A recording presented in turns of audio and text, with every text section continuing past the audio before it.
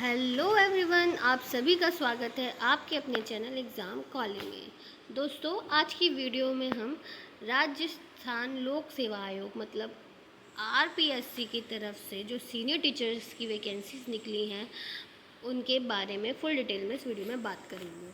ठीक है दोस्तों, तो ये जो वैकेंसीज नोटिफिकेशन जारी हुई है वो 17/7/2025 को जारी हुई है।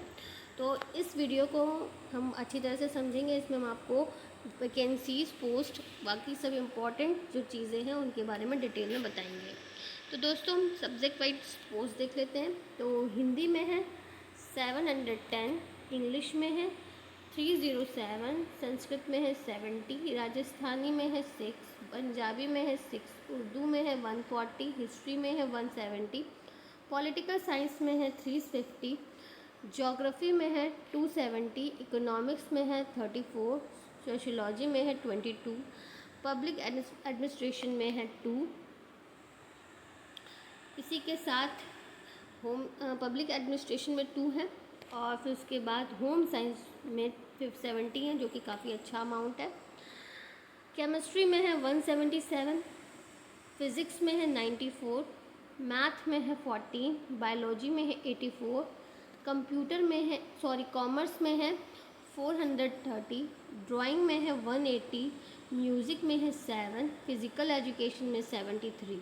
और बाकी ये सब जो हैं ये कोच की वैकेंसीज है, जिसमें 2 और 1 पोजीशन ही है। और तो दोस्तों, जो वैकेंसीज़ हैं, टोटल वैकेंसीज़ हैं वो काफ़ी अच्छे अमाउंट में हैं। वो है 3225, मतलब 3225 वैकेंसी एक अच्छा अमाउंट होता है जॉब्स का। चलिए दोस्तों, इसमें आगे देखते हैं। तो तो दोस्तों, अब देख लेते हैं अनिवार्य शैक्षिक योग्यता। तो पद क्रमांक 1 से 12 और 14 से 16 तक पोस्ट ग्रेजुएशन, ग्रेजुएट और equivalent examination recognised by UGC in the relevant subject with degree और diploma in education recognised by the National Council of Teacher Education and government. तो दोस्तों, इसके लिए आपके पास होना चाहिए पोस्ट ग्रेजुएशन, मतलब आपके पास एमए होना चाहिए। उसके साथ जिस सब्जेक्ट में आप पोस्ट फिल कर रहे हो उसी सब्जेक्ट में होना चाहिए, और ग्रेजुएशन में भी वही सब्जेक्ट होना चाहिए। साथ में इसमें आपको मांगा गया है बीएड।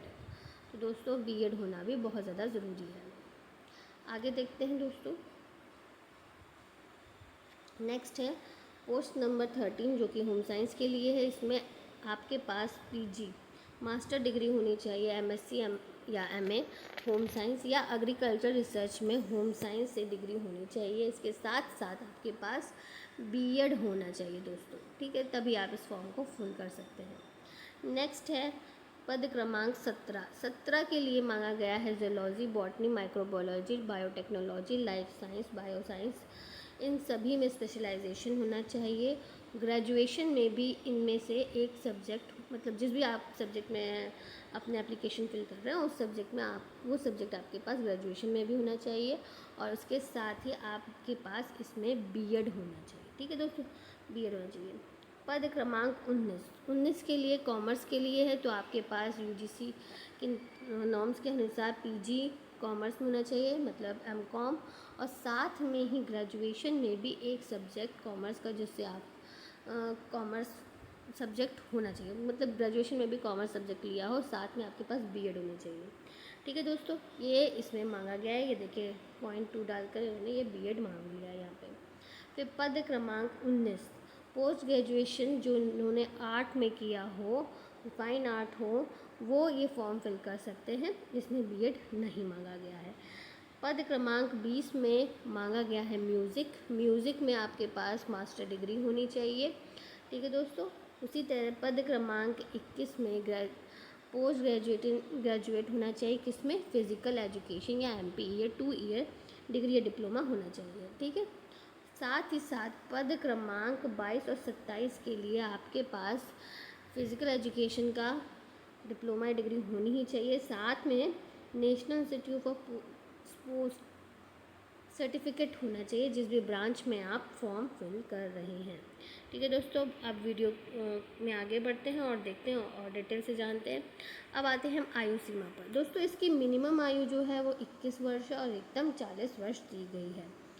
अब इसको आगे देखते हैं। जो राजस्थान के अनुसूचित जनजाति SC OBC के जो लोग हैं, जो पुरुष वर्ग है उसको 5 वर्ष की आयु में छूट दी जाती है। उसी तरह SC OBC की महिला वर्ग जो है उनको 10 वर्ष की छूट दी जाती है।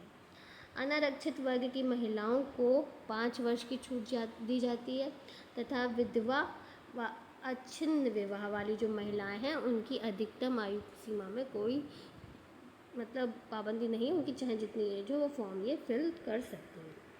अब दोस्तों जो फॉर्म फिलिंग की डेट्स हैं वो हैं आवेदन करने की तिथि 14/8/2025 से 12/9/2025 रात्रि 12 बजे तक।